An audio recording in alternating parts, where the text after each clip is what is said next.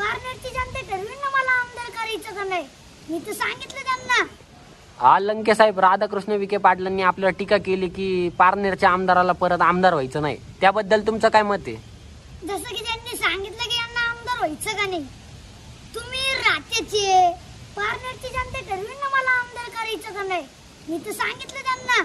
तुमच्या चिरंजीवाला लाडके त्याला खासदार करायचं का नाही ते आम्ही ठरवणार. एक नंबर. हा जे काय असेल ना डोक्यात हवा, सत्तेची पैशाची, जनता बदलली ना सगळं काय बदलतं. राज्याचा सुद्धा रंग झालेला आहे, राज्याला रंग झालेला आहे.